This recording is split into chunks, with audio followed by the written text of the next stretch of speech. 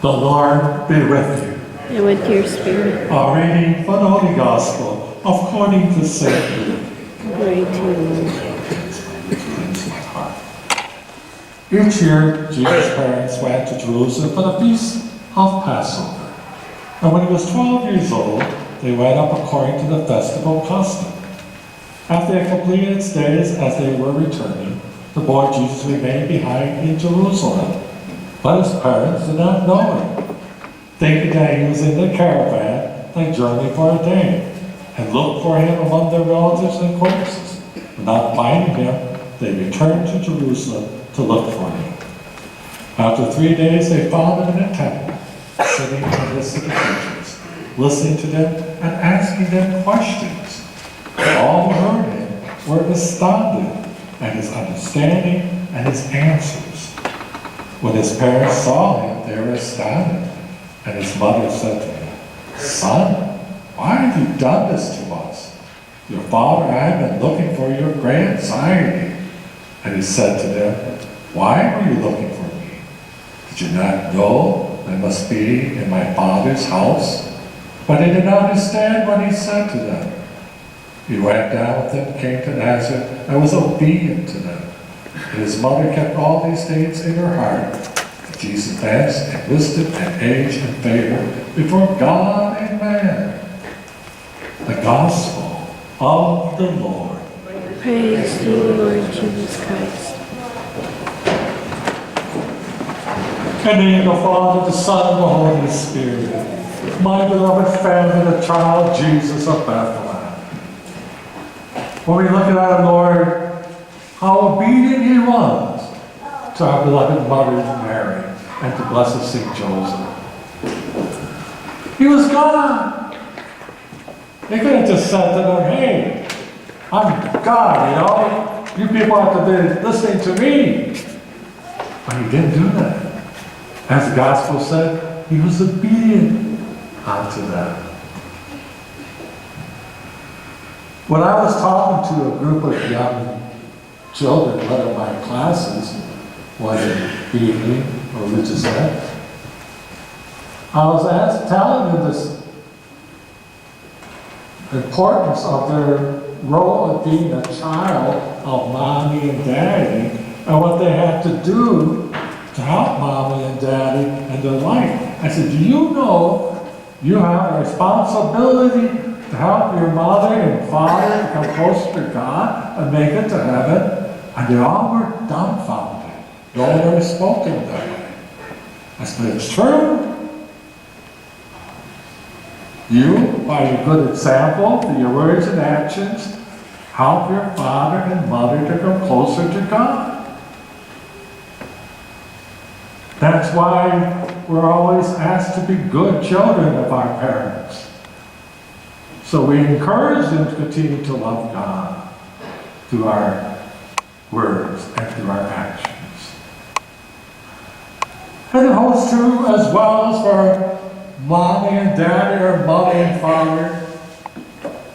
They too must edify each other first, closer to God.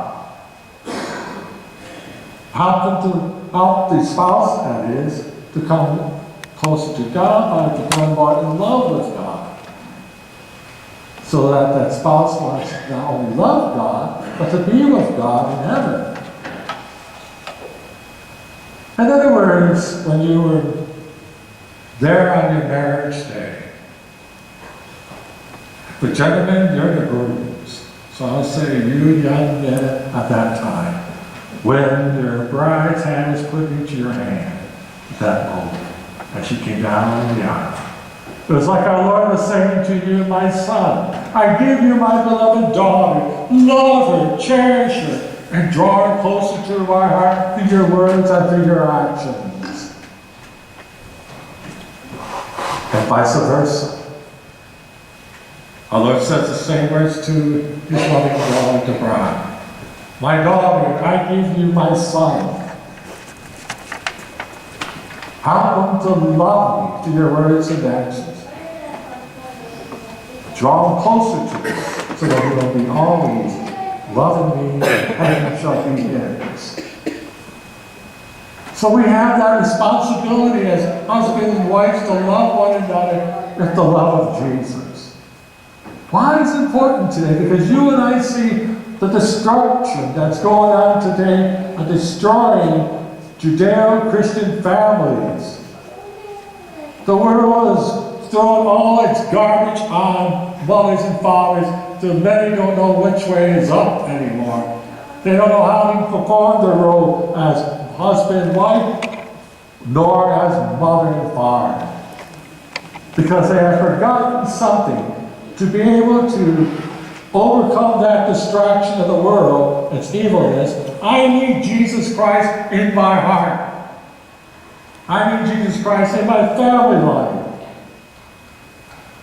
It's only when I come closer to God that my family and I will survive. We'll be always close to one another, always in love with another, because we are all now one in the heart of Jesus. And what a joy! But it takes the father and mother to make it happen.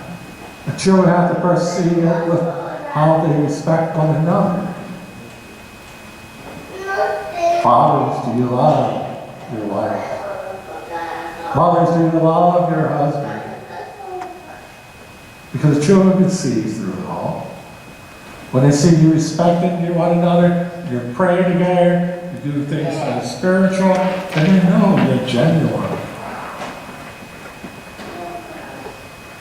Then they know that the faith means something to mommy and daddy. I remember a grandma coming to my confession. She shared the story. I don't think she would mind me sharing the story with you. She said, when I was 10 years old, my father left an impression on me. But I want to say this, Father. We never could go into my parents' bedroom if the doors were closed. We respected them. But when the doors were open, we could go and see and do and talk if we want to. Well, there's one particular time, I noticed my father went into the bedroom. And it wasn't bedtime, so he just went into the bedroom. And I said to myself, what is he doing in there? So she said, I went around the door there to peek in and see what my father was doing. And there he was, on his knees, made a sign of the cross, closed his eyes, and was praying by the bedside. I said, I've never forgotten that. Faith was important to my father, faith should be important to me. And she kept that faith alive, thanks to her father. Giving the example. My beloved family, remember well, you are the family of Jesus Christ. As Joseph and Mary respected one another, helped one another, and gave the example of a good Christian daughter, a good Christian son of one another, they were able to what? Love Jesus with an intense love of God and help him prepare himself for his Father's mission, which he did successfully, thanks to the foundation that was given to him in that family, the Holy Family. Look up to him and live your life that way. The world will destroy us if we have no longer Jesus in our hearts or in our family. We need him back, and we need him quick, because if not, then many more families will be lost in the wayside. So, my beloved family, I say to you again, happy feast day. It's your feast day. And I say this, always look up to the Holy Family to help you in your journey. If you're the father, ask them to help. If you're the mother, ask them to help. And if you're the child, ask them to help. So that you will always be truly that mouthpiece of God to your family members. And in the Father, the Son, and the Holy Spirit.